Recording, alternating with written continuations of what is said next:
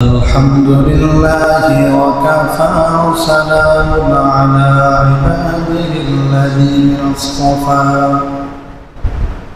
أما بعد فأعوذ بالله من الشيطان الرجيم بسم الله الرحمن الرحيم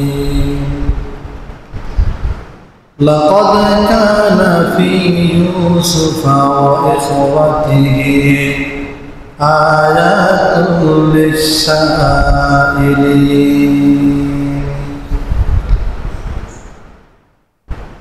तुम कैसे मुसलमान हो गलत को मिटाओ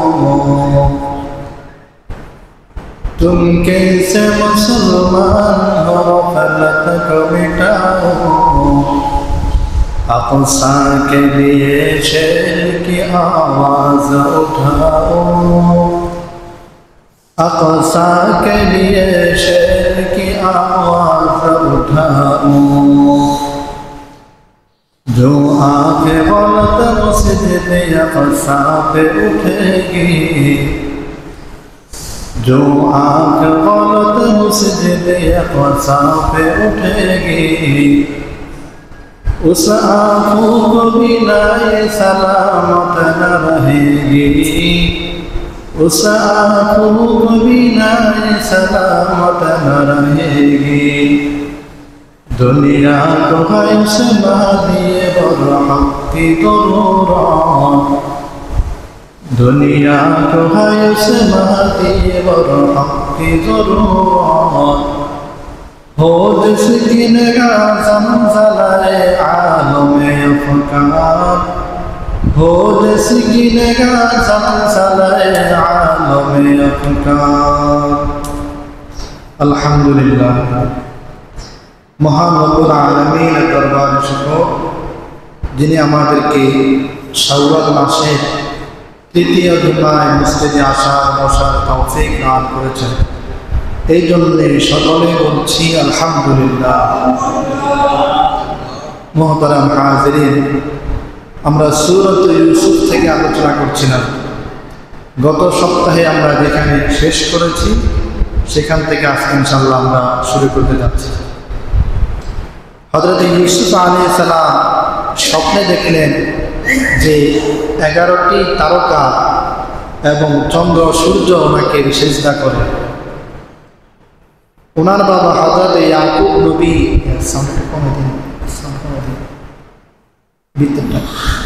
ওনার বাবা ইয়াকুব নবী ওনাকে বললেন লা তাকসুস রুইয়াকা, তুমি তোমার এই স্বপ্নের কথা তোমার ভাইদের কাছে বর্ণনা করবে না। ওনার বাবা বললেন। ঘটনাক্রমে ইউসুফ নবী ওনার এই স্বপ্নের কথা ওনার ভাইদের কাছে বলে দিয়েছেন যে আমি স্বপ্নে দেখলাম 11টি তারকা আর একটা চন্দ্র একটা সূর্য আমাকে সিজদা করে। তো ওনারা তো নবীর ছেলে, ওনাদের আর বুঝতে বাকি রইল না 11টি তারকা অর্থ হচ্ছে ওনার 11 ভাই, চন্দ্র সূর্য অর্থ হচ্ছে ওনার মা এবং বাবা, সকলেই ওনাকে সিজদা করছে।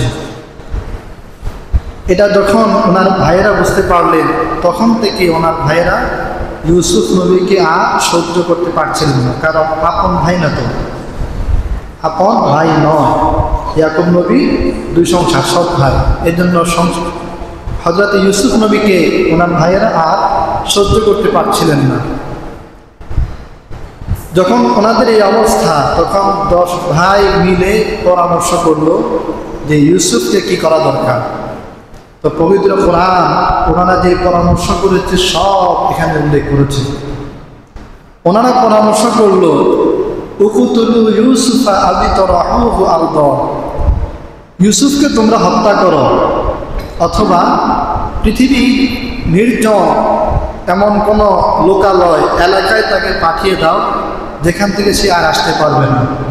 কারণ ইউসুফ নবী একেবারে ছোট একটা বাচ্চাকে যদি আপনি দূরে রেখে চলে আসেন সে আর আসতে পারবে না।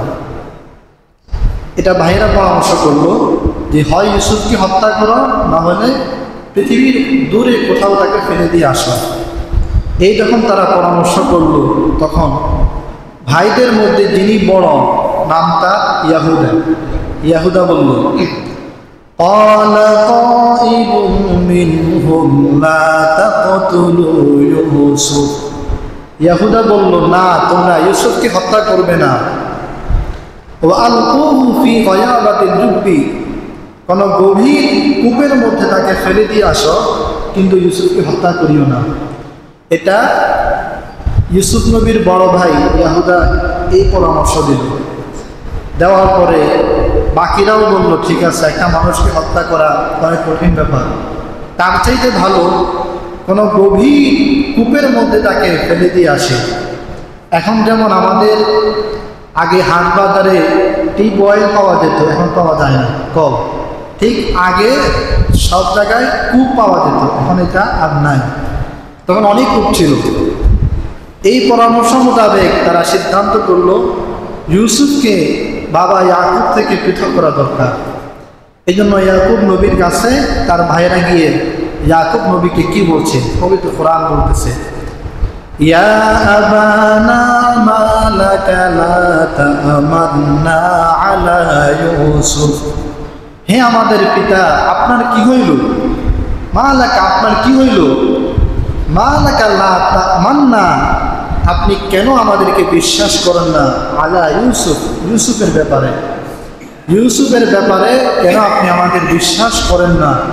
ওয়া ইন্না লাহু লানাসিহুন, আমরা তো ইউসুফের দুশমন নয়, আমরা তার হিতাকাঙ্ক্ষী, শুভাকাঙ্ক্ষী। এই কথা বলে তারা এবার বলছে, আরসিলহু মা'ানা গাদা, ইউসুফকে আগামীকাল আমাদের সাথে পাঠান। ইয়ারতা ওয়ায়ালআব, তাহলে সে যখন আমাদের সাথে বনে জঙ্গলে যাবে, সে খেলাধুলা করবে, বিভিন্ন ফলমূল সে খেতে পারবে, ঘরে বসে থেকে তো লাভ নেই। ইউসুফের ভাইয়েরা বাবা ইয়াকুবকে বলতেছে। তখন বাবা ইয়াকুব জবাব দিচ্ছেন, ইন্নী লা ইয়াহজুনুনি আন তাযহাবু বিহি, যদি তোমরা ইউসুফকে নিয়ে যাও তবে আমি পেরেশানগ্রস্ত হব, আমার মধ্যে পেরেশানি কাজ করবে যদি তোমরা ইউসুফকে নিয়ে যাও। ও আখাফু আন ইয়াকুলাহু যিবু, আর আমার আশঙ্কা হচ্ছে যদি তোমরা তাকে নিয়ে যাও বাঘে তাকে খেয়ে ফেলবে, এটা আমার আশঙ্কা হয়। তাহলে বাঘে খেয়ে ফেলবে এই কথা কে বললেন? ইয়াকুব নবী, যে আমি ভয় করি যদি তোমরা তাকে নিয়ে যাও বাঘে তাকে খেয়ে ফেলবে। তাফসীরে কিতাবের মধ্যে এসছে ইয়াকুব নবী এই কথা কেন বললেন যে তাকে বাঘে খেয়ে ফেলবে, এটা তিনি কেন বললেন? তাফসীরের কিতাবে আসছে, তাফসীরে মারিফুল কোরআনে, ইয়াকুব নবী একদিন স্বপ্নে দেখেন যে একটা পাহাড়ের উপরে তিনি আছেন, পাহাড়ের নিচে ইউসুফ নবী। ইউসুফ নবীকে 10টা বাঘ খাওয়ার জন্য ধাওয়া করতেছে। ইউসুফ নবী দৌড়ে গিয়ে একটা গুহার মধ্যে পড়ে গেলেন, ফলে আর বাঘে ইউসুফকে খেতে পারে না। এই জন্য ইয়াকুব নবী বললেন, আমার ভয় হয় যে বাঘে তাকে খেয়ে ফেলবে, তোমরা তাকে নিও না। কিন্তু তারা বলল, লাইন আকালাহু যিবু ওয়া নাহনু উসবা, কি কথা বলেন, তাকে যদি বাঘে খেয়ে ফেলে তা আমরা 10 জন, এত বিশাল আমরা একটা বাহিনী, আমাদের আর কি প্রয়োজন? আমরা যদি আমাদের ছোট ভাই ইউসুফকে হেফাজত করতে না পারি তা আমরা যে 10 ভাই রইলাম তার আর কি প্রয়োজন? এরপরে 10 ভাই যখন এভাবে আবেদন পেশ করছে, তখন ইয়াকুব নবী বলল, ঠিক আছে, ইউসুফকে তোমরা নিয়ে যাও, তবে সাবধানে রাখবে ইউসুফ নবীকে। ফালাম্মা যাহাবু বিহি ওয়া আজমাউ আন ইয়াজআলুহু ফি গয়াবাতিল জুব, ইয়াকুব নবী ইউসুফ নবীকে দেওয়ার পরে তার ভাইয়েরা, তাফসীরে কিতাবের মধ্যে আসছে, কোলে কাঁধে নিয়ে রওনা হলো, বাবাকে দেখায় যে কত যত্নশীল, কত আদর। যখনই ইয়াকুব নবীর দৃষ্টি আড়াল হয়ে গেল, তখনই তারা ধাম করে জমিনের মধ্যে ইউসুফ নবীকে ফেলে দিল। ফেলে ওয়াজমাউ আন ইয়াজআলুহু ফি গয়াবাতিল জুব, ইউসুফ নবীর 10 ভাই একমত হলো যে তাকে কোনো গভীর কূপের মধ্যে ফেলে দেবে। একমত হয়ে গেল। একমত হয়ে তারা ইউসুফ নবীকে একটা কূপের মধ্যে, কুয়ার মধ্যে ফেলে দিল। তাফসীরে মারিফুল কোরআনে লেখে, ইউসুফ নবীকে যখন তারা কূপের মধ্যে ফেলে, ঠিক ওই সময় আল্লাহ তাআলা হযরত জিবরাইলকে বললেন, জিবরাইল যাও, ইউসুফ নবী কূপের একেবারে গহীনে নিচে পৌঁছার আগেই তাকে উদ্ধার করো। জিবরাইল আমিন পৃথিবীতে 3 বার খুব দ্রুত বেগে এসেছিলেন। তোর মধ্যে একবার হচ্ছে যখন ইউসুফকে কূপের মধ্যে ফেলে, জিবরাইল আমিন খুব দ্রুত বেগে এসে ইউসুফ কূপের নিচে পড়ার আগেই জিবরাইল আমিন ওনার পাখা দিয়ে ইউসুফ নবীকে উদ্ধার করলেন। উদ্ধার করে একটা পাথরের মধ্যে ওনাকে বসিয়ে দিলেন, কূপের মধ্যে বসিয়ে দিয়ে জিবরাইল আমিন চলে গেলেন। 10 ভাই মনে করলো কূপের মধ্যে তো আর শুধু পানি থাকে না, সাপ বিচ্ছু এই ধরনের অনেক কিছু থাকে, অতএব 10 ভাই চলে গেল। কিন্তু ওই যে বড় ভাই ইয়াহুদা, সে একটু ধার্মিক ছিল, ভদ্র ছিল, সে পারে না এখান থেকে আসতে। সে কি করেছে, বাকি 9 ভাইকে পাঠিয়ে দিয়ে ইয়াহুদা ইউসুফ নবীকে গিয়ে দেখে ইউসুফ নবী কি করে, দেখে ইউসুফ নবী পাথরের মধ্যে বসা। তখন ইয়াহুদা বাড়িতে গিয়ে 3 দিন ইউসুফ নবী কূপের মধ্যে ছিলেন। এই 3 দিন ইয়াহুদা বাড়ি থেকে খাবার দাবার এনে দিতেন। সুবহানাল্লাহ। এখানে তাফসীরি কিতাবের মধ্যে আসছে, পবিত্র কোরআনও বলতেছে, ওয়াজাউ আবাহুম আইশাআন ইয়াবকুন। ইয়াকুব নবীর ভাইয়েরা, ইউসুফ নবীর ভাইয়েরা কুয়ার মধ্যে ফেলে সন্ধ্যাবেলায় কান্না করতে করতে বাড়িতে আসছে। তো ইয়াকুব নবী জিজ্ঞেস করতেছে, কি ব্যাপার, কান্না করতেছে কেন, আর ইউসুফ কোথায়? তখন তারা বলল, ইয়া আবানা ইন্না যাহাবনা নাস্তাবিকু ওয়া তারাকনা ইউসুফ।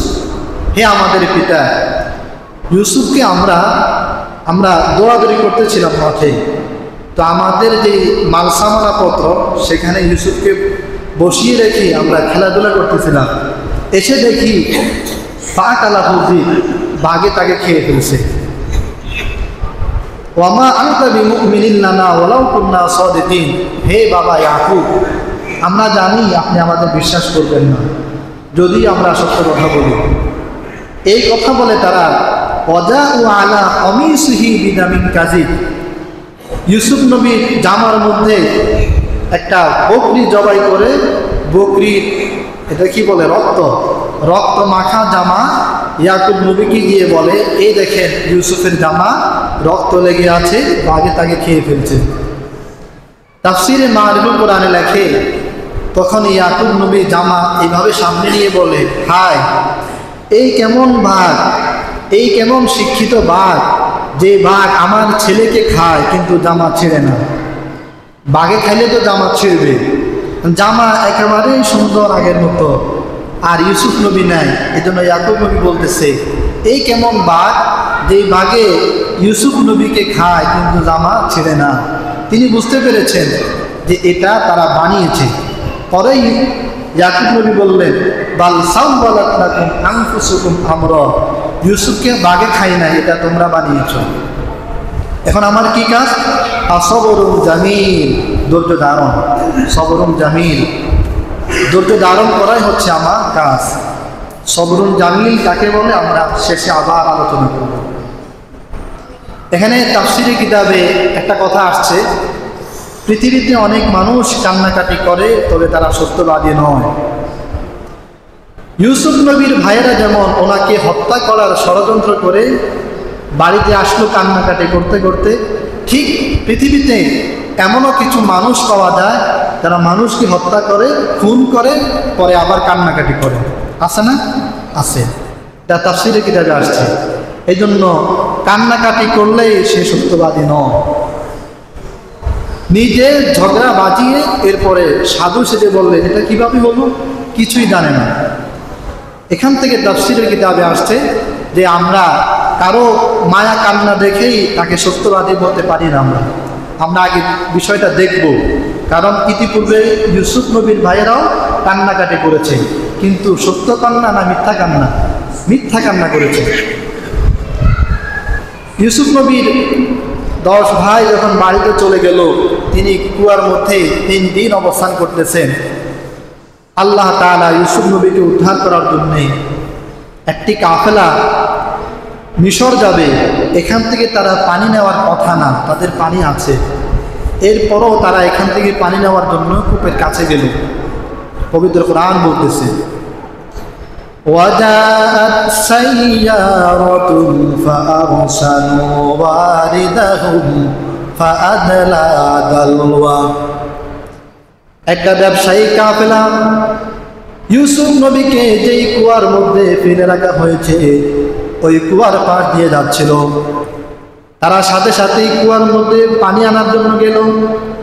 কুয়ার মধ্যে যখন পানির বালতি যখন কুয়ার মধ্যে ফেলে দেখে বালতি আগের মতো নাই, বালতি অনেক ওজন লাগে।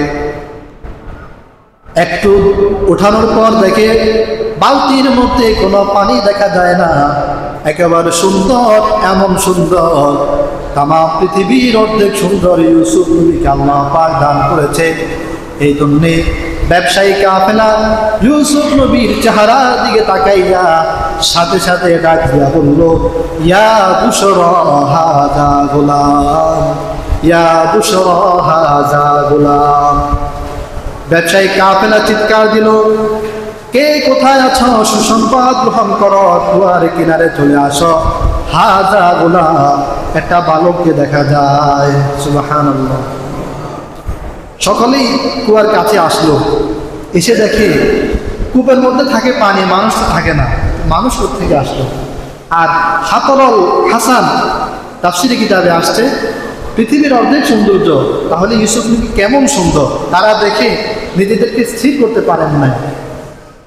ওই যে ওনার 10 ভাই তাফসিরে মারিফুল কোরআনে লেখে, ইউসুফ নবীকে যখন ওনারা বালতি নিয়ে যখন উপরে উঠাইল, ইউসুফ নবীর চেহারার আলোর একটা ঝলক ইয়াকুব নবীর বাড়ির মধ্যে গিয়ে পড়ল। সাথে সাথেই ইউসুফ নবীর 10 ভাই ইউসুফ নবীর চেহারার ঝলক দেখে নবীর পরিবারের সন্তান তো বুঝতে পেরেছে নিশ্চয়ই ইউসুফকে কেউ উদ্ধার করেছে। 10 ভাই রওনা হয়েছে সেই কূপের জায়গায়, গিয়ে দেখে ব্যবসায়ী কাফেলা ইউসুফ নবীকে নিয়ে যায়। বলে, কোথায় যান? এ তো আমাদের গোলাম, এ আমাদের গোলাম, সে চুরি করে চলে এসছে, কোথায় নিয়ে যান? ও আসার রুহু বিদআ, তার ভাইয়েরা বলল, তাকে আপনারা এভাবে নিতে পারবেন না, সে আমাদের পলাতক গোলাম, সে চলে গেছে, তাকে আমাদের থেকে কিনে নিয়ে যান। তো ব্যবসায়ী কাফেলা দেখলো এত সুন্দর একটা ছেলে, কত টাকা নেবে, দিয়ে দেব, ছেলেকে নিয়ে যাব। ইয়াকুব নবীর এই 10 ছেলে ইউসুফ নবীকে বিক্রি করে দিল। তাফসিরে মারিফুল কোরআনে লেখে 18 দিরহাম থেকে 20 দিরহাম, তৎকালীন সময় দিরহাম হয়, 18 থেকে 20 দিরহামে বিক্রি করে দিল। কি হইল? ইউসুফকেও দূরে সরাইয়া দিল, টাকাও পাইল, সাপও মারলো, লাঠিও ভাঙলো না। এমনটাই তাফসির মারিফুল কোরআনে লিখেছে। এই ব্যবসায়ী কাফেলা ইউসুফ নবীকে সোজা নিয়ে গেল মিশরে। তৎকালীন সময়ে গোলাম বাঁধি এটার কথা ছিল, গোলাম বিক্রি করতো বাজারে, বাদী বাজারে উঠত। ইউসুফ নবীকে যখন বাজারে উঠানো হলো, এমন সুন্দর গোলাম আর কেউ দেখে নাই। গোলাম কারা হয়? যারা অর্থশালী নয়, দুর্বল বা চেহারা প্রকাশ ভালো না, এত সুন্দর মানুষ তো গোলাম হতে পারে না। ইউসুফ নবীকে মিশরের বাজারে উঠানো হলো। উঠানোর সাথে সাথেই লম্বা বিশাল জ্যাম লেগে গেল ইউসুফ নবীকে ক্রয় করার জন্য। সুবহানাল্লাহ। যার যতটুকু সামর্থ্য সবাই দরদাম করছে, আমি এত দেব, ইউসুফকে আমাকে দেন, আমি এত দেব, ইউসুফকে আমাকে দেন, এভাবে।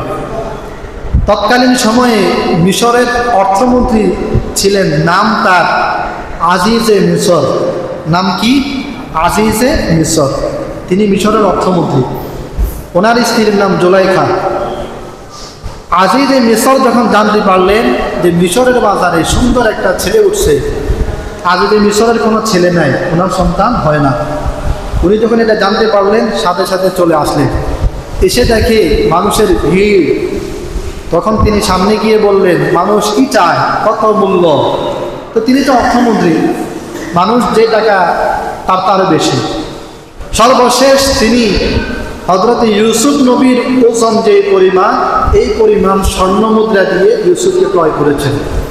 আজিজে মিশরের অর্থমন্ত্রী ক্রয় করে তিনি বাড়িতে এসে জুলাইখাকে বললেন, আকরিমি মাসওয়াহু, এই ছেলেকে তুমি সম্মান করো, গোলাম হিসাবে তাকে তুমি অবজ্ঞা করবে না, তাকে সম্মান করবে। কারণ আশা আইয়ান কানা আও নাত্তাখিদাহু ওয়ালাদা, আশা করা যায় এই ছেলেকে আমরা আমাদের ছেলে হিসেবে গ্রহণ করব, যেহেতু আমাদের কোনো ছেলে নাই, তাকে তুমি ছেলে হিসেবে গ্রহণ করো। ইউসুফ নবীকে জুলাইখা লালন পালন করতেছে। লালন পালন করতে করতে পবিত্র কোরআন বলে, ওয়ালাম্মা বালাগা আশুদ্দাহু, ইউসুফ নবী যখন প্রাপ্ত বয়স্ক হলেন, জুলাইখার ঘরে এতো, তখন জুলাইখার অন্তরে অমতলব অশ্লীলতা তার অন্তরে গেড়ে বসল।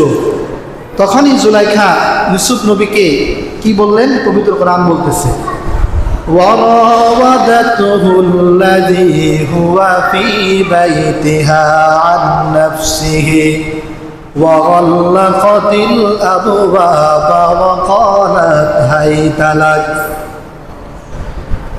জুলাইখা ঘরের সব দরজা বন্ধ করে দিল। তাফসীরের কিতাবের মধ্যে রেখে 3 থেকে 7টা দরজা ছিল, 7 দরজা বন্ধ করে দিল। বন্ধ করে দিয়ে ইউসুফ নবীকে জুলাইখা বলল, হাই তালাক, ইউসুফ নবী তুমি আমার কাছে আসো। এই কথা যখন বলল, ইউসুফ নবী তাকে দেখে ঘরের সব দরজা বন্ধ হয়ে আছে। একটা দরজা নয়, 2টা দরজা নয়, রাজপ্রাসাদের 7টা দরজা বন্ধ হয়ে আছে। হযরত ইউসুফ নবী বললেন, ক্বালা মাআযাল্লাহি ইন্নাহু রাব্বি আহসানা মাসওয়ায়। হযরত ইউসুফ নবী ডাক দিয়ে বললেন, রব্বুল আলামিন, জুলাইখার অন্যায় কাজ থেকে আমি আপনার কাছে আশ্রয় চাই। সুবহানাল্লাহ। জুলাইখার যে অন্যায় কাজ, এখান থেকে আমি আপনার কাছে আশ্রয় চাই, ইউসুফ নবী বললেন। এই আয়াত থেকে আমাদের একটা শিক্ষা, যখনই কোনো গুনাহ সামনে চলে আসে, আল্লাহর কাছে আশ্রয় চাওয়া। সর্বপ্রথম আল্লাহর কাছে আশ্রয় চাওয়া, কারণ আল্লাহ পাকের আশ্রয় যার উপর থাকে না, তার প্রতি আল্লাহ পাকের রহমত থাকে না, ফলে মানুষ গুনাহ করে। এজন্য যারা গুনাহ করে তাদের প্রতি আল্লাহ পাকের রহমত থাকে না। যার প্রতি রহমত থাকে সে গুনাহ করে না। তিনি আল্লাহ পাকের আশ্রয় চাইলেন।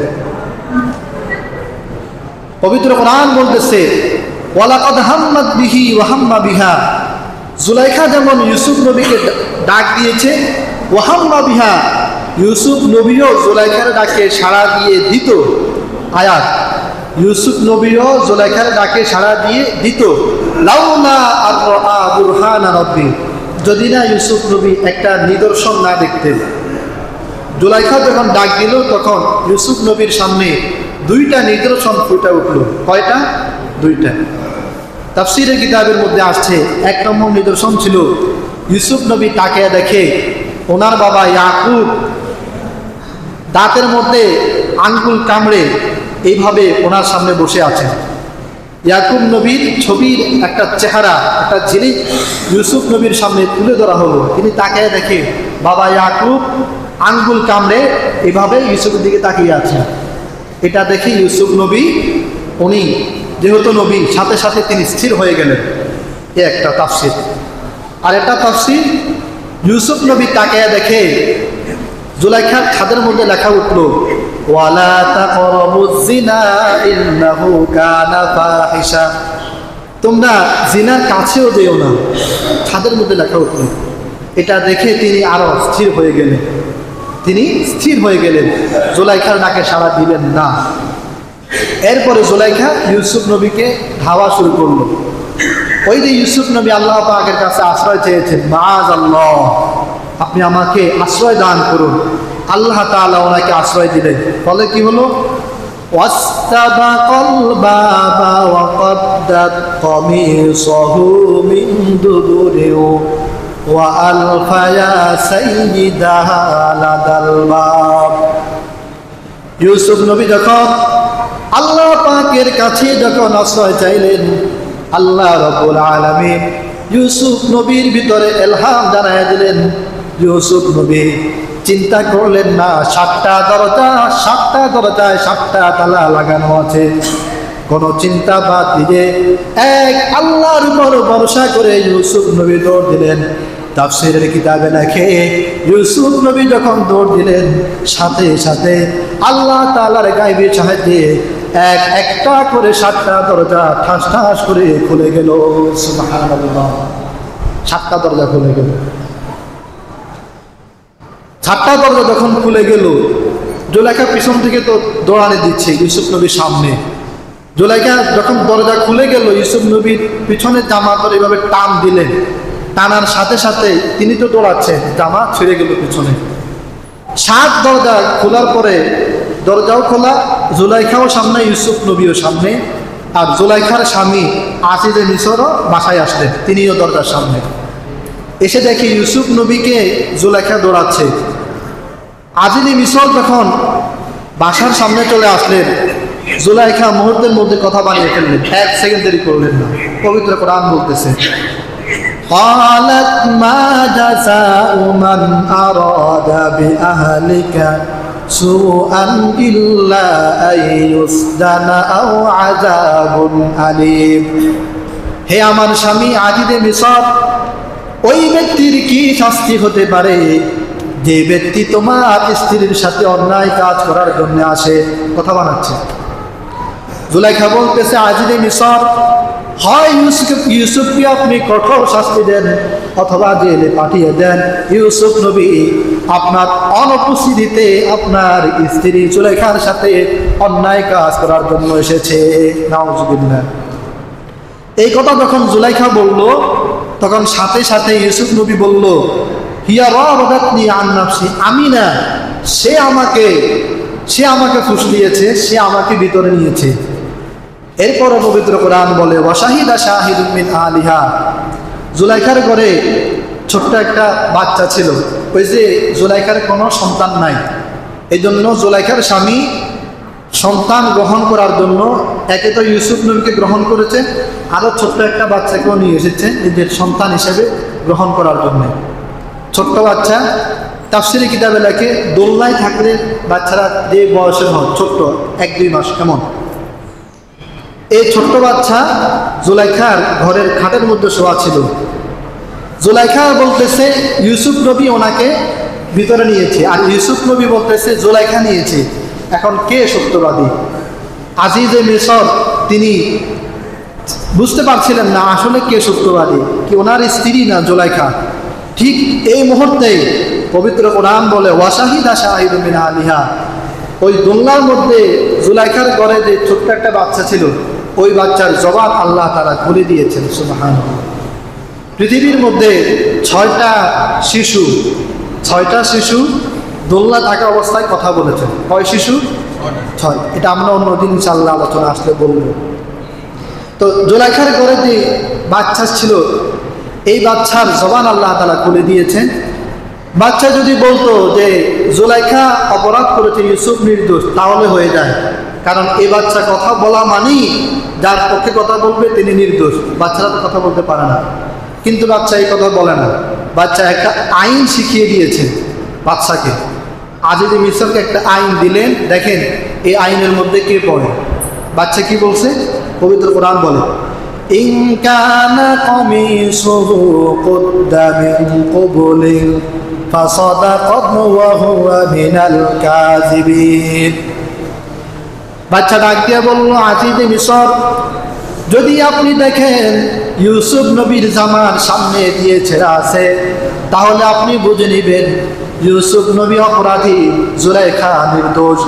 ওয়া ইন কানা কামিসুহু কুদ্দা মিন দুবুরিন, আর যদি দেখেন ইউসুফ নবীর জামা পেছন দিক থেকে ছেঁড়া, হে আজিজে মিসর, তাহলে বুঝে নেবেন হযরত ইউসুফ নবী নির্দোষ, জুলাইখা অপরাধী।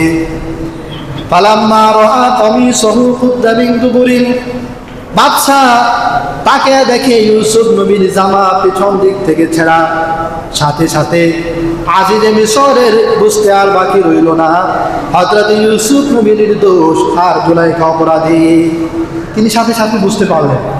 যে এখানে ইউসুফের কোনো দোষ নাই, দোষ কার? জুলাইখা। কারণ ওই যে জামা পিছন দিক থেকে ছেঁড়া, ইউসুফ নবী দৌড়াচ্ছে, তো ওনাকে ধরতে হলে পিছন দিক থেকে টান দিতে হবে, পিছন দিক থেকে টান দিতে হবে না? তো পিছন দিক থেকে টান দিলে জামা তো পেছনে ছিঁড়বে। তো বাদশার কথা অনুযায়ী দেখে ইউসুফ নবীর জামা পেছনে ছেঁড়া।